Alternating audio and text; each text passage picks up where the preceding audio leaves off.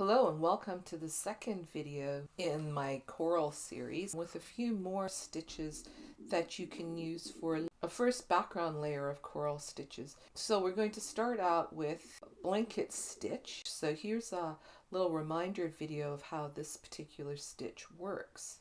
The way that it works is you bring up your needle at the top edge of your cloth, and then you're going to insert your needle back into your fabric in a diagonal position, so it's over and down a little bit, and then bring it up directly above where you inserted it. Go through the loops so you've got that loop secured. Do that again. So you always move over and you insert your needle into the cloth diagonally down and across from where you came up, and then you come up immediately above that spot. It's similar in some ways to the fly stitch and feather stitch, but instead of an open area, it creates a closed area. When you stack many rows of blanket stitch together, it creates an organic looking lacy like effect. I apologize that I started off screen here. I think the rest of it you'll be able to see a little bit better. So what I'm doing is I'm creating multiple rows of running stitch stacked on top of each other, and I'm also slightly deflecting the stitches from the row below to give it an even more organic look. So it sort of looks more like a honeycomb than a straight line. And I have discovered that if you try to stretch that stitch below too far, then your work can start to pucker. So just do it very delicately if you are trying this stitch. So I'm going back and forth, just kind of randomly, changing directions fairly often and building up these cells or areas. I first saw this stitch being done by somebody that I've been following on Instagram, and her name is Miriam Heelan, and she goes by Miriam Textiles on Instagram, and she has a Patreon. She's very generous in what she shares there. For just $1 a month, you get all kinds of background information on the stitches she does. And she does this one as well as the next stitch that I'm going to show you, the stacked running stitch. She uses really simple stitches, and like I said, you go back and forth, and it's very imprecise and very uneven. Sometimes you take two of these stitches into the same space in the previous row. Sometimes you do one, sometimes you skip one, and you just keep going. And you vary the size of the stitches. Some of them are wide, some of them are narrow, some are taller than the others, and you just create this very lacy looking organic background. And I hope it's clear enough for you to see what I'm doing here.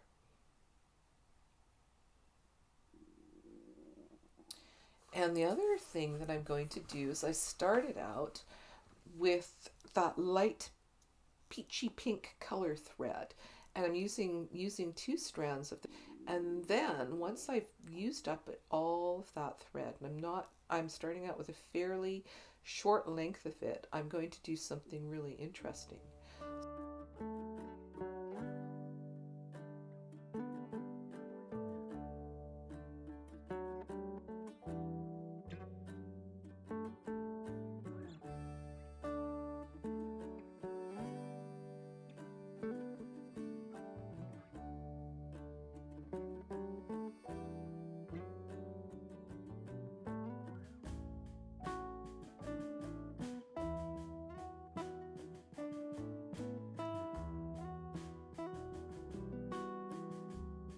So now that I've finished with that pinky peach thread, I'm going to reload my needle, but this time instead of using the same color, what I'm going to do is I'm still going to work with two strands, but I'm going to use one strand of the pink, the peachy pink one, and I've got this other dark dusty pink color.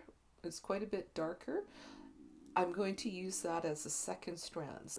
I've measured out a length of the dusty rose color thread that's about the same, that is the same length as the pinky peach one, because if I were using with two strands of the same color, they would be the same length. So I want these to be the same length as well.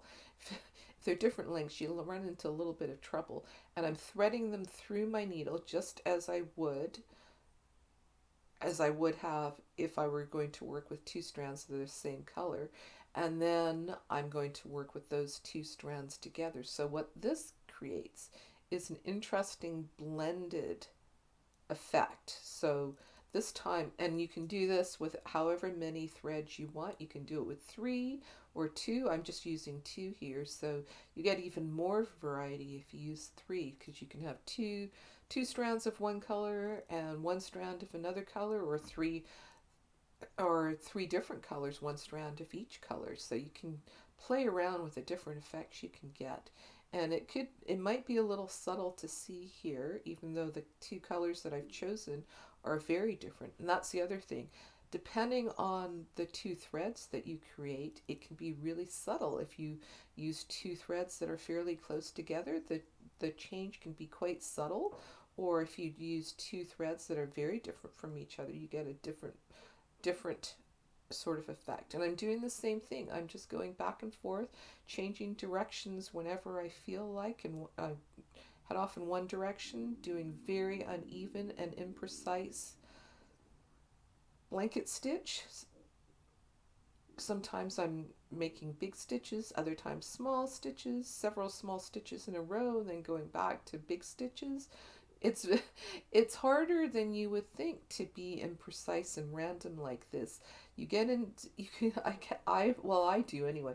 I get into a rhythm of what I'm doing, and then everything is all regular. So I think that if you're a beginner, you might actually be better at this if you find your stitches are coming out randomly in different sizes, sort of without planning it. But because once you become more familiar with stitching, it's sort of harder to be random. That happens a lot. The more we practice, the more regular we get. But if you don't want it to be regular, it can become a bit of a challenge. So I'm just going to keep going until I run out of this color combination. The light and the dark blend together and back and forth randomly, and my little area of lacy light coral is starting to grow there, and I like the way it looks.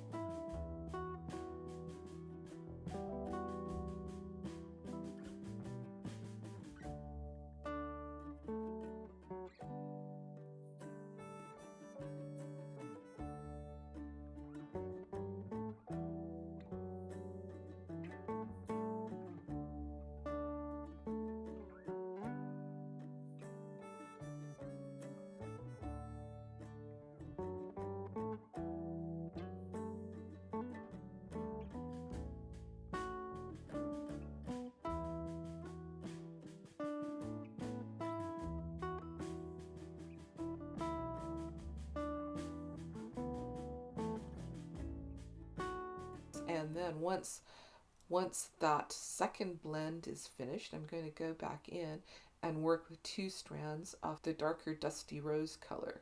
And then I think you'll start to see it show up. So the thing that you do have to keep in mind is the colors you've chosen, they need to show up against your background. So a dark green would not have been a good choice for me here, and a bright yellow probably would not have been a good choice either. And here I'm connecting this section to some of the lace that I'd already sewn on, but you could also start at the bottom. But the thing about coral is it's not free floating, so you always want to make sure that it's connected to the ground or to the bottom somehow, so it doesn't look like it's floating in space. But which direction do you start, with the darker color or the lighter color or something else?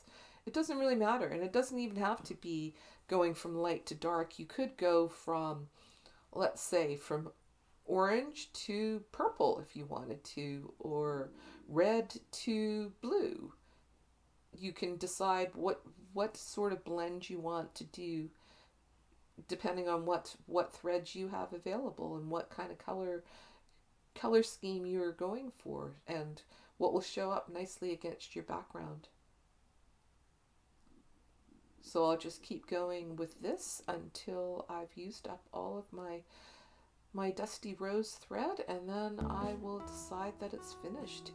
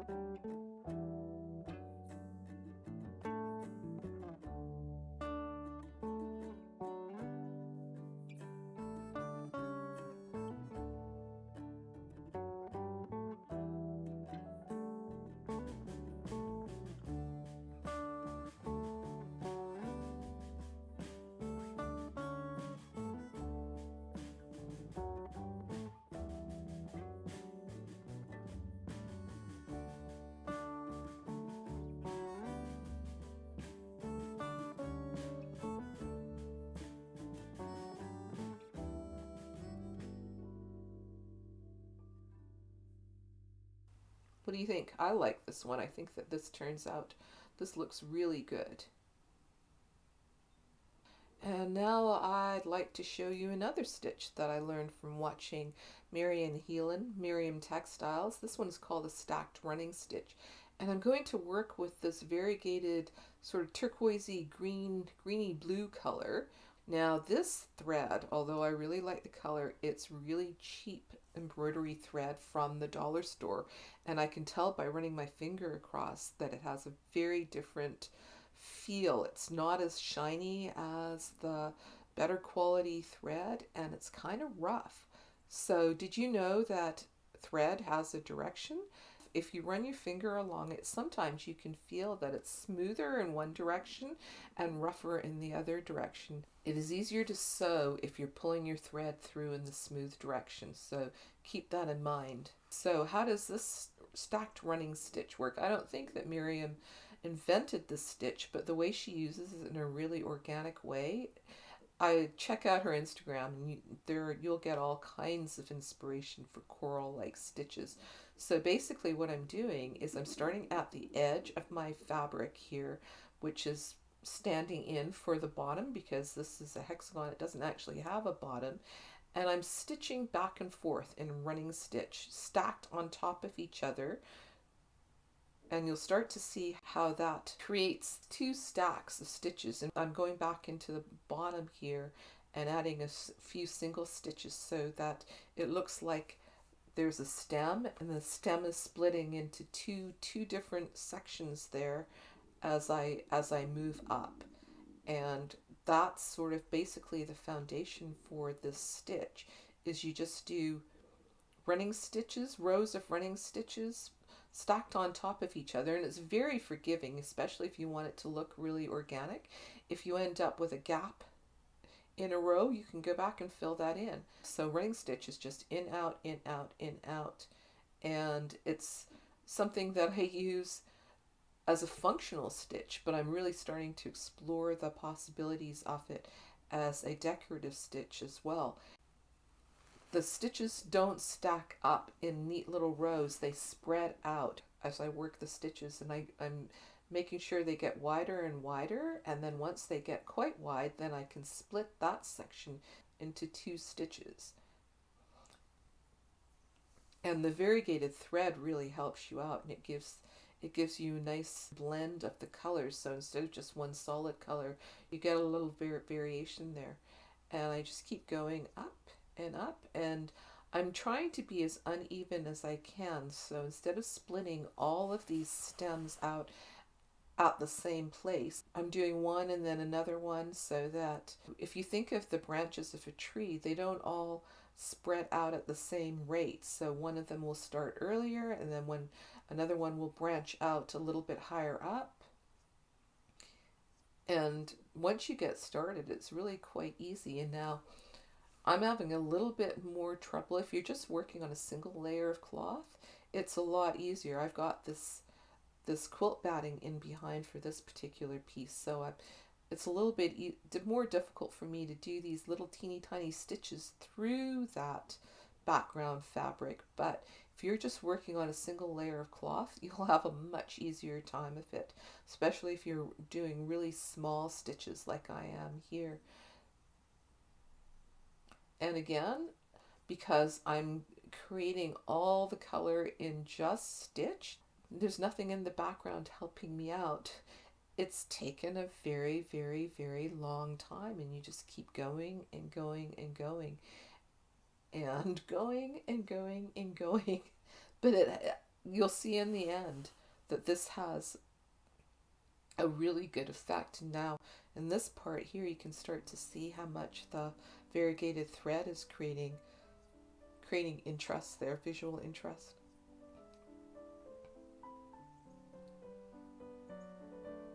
And row by row by row, it just keeps growing and growing and growing very slowly.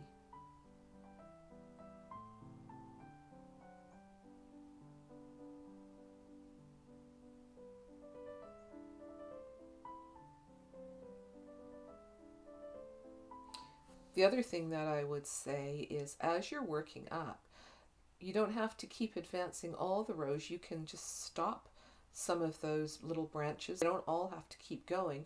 Some of them they can stop, and then they'll give you some more space for your other stitches. It'll space things out and make it look more organic and interesting.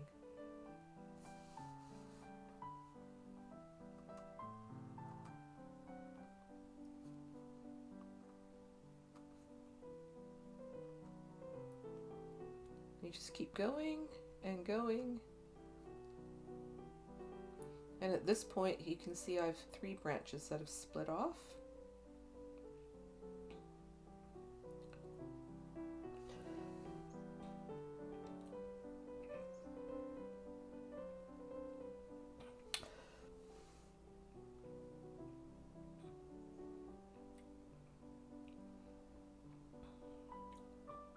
I'm not finished yet. I'm going to do some more.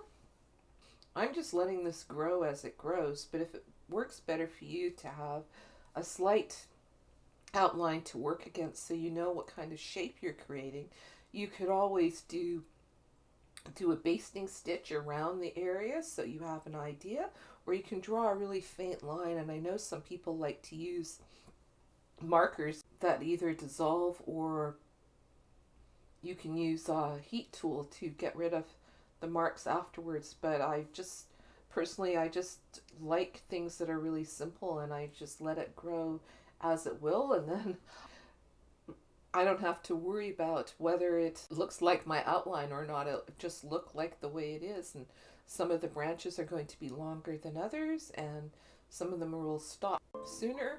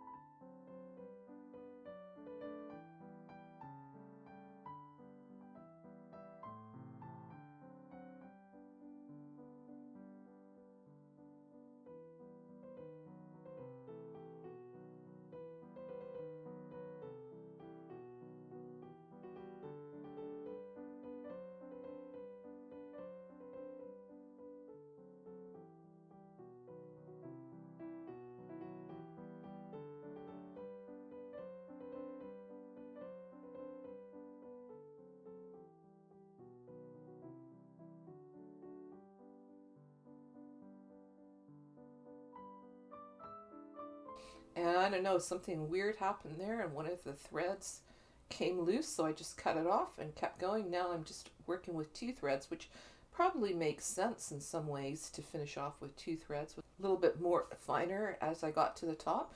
And oh, that's something I should mention. I decided to work with 3 threads because it takes long enough to create this type of effect just with stitch. So by using three strands, I can create a thicker line, and it's sort of a little bit less time consuming than working with 2 threads. But at the top here, when I'm just sort of finishing off each of these sections, I don't mind it getting a little bit more delicate.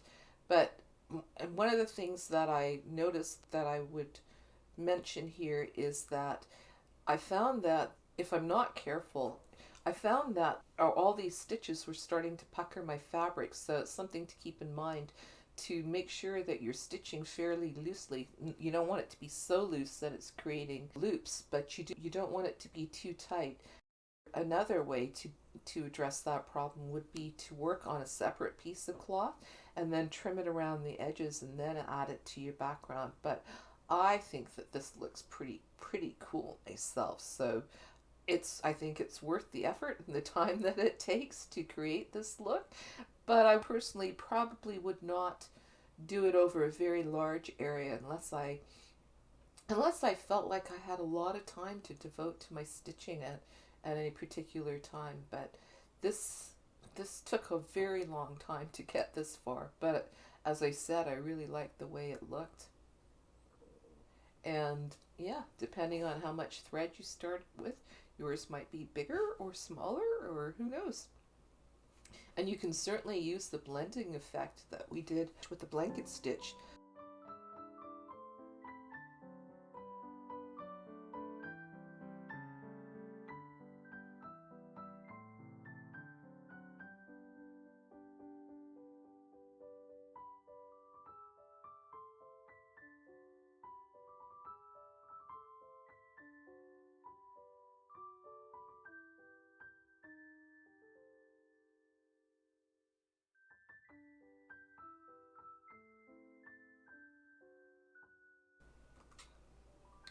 And there you go. I'm really happy with the way that that turned out.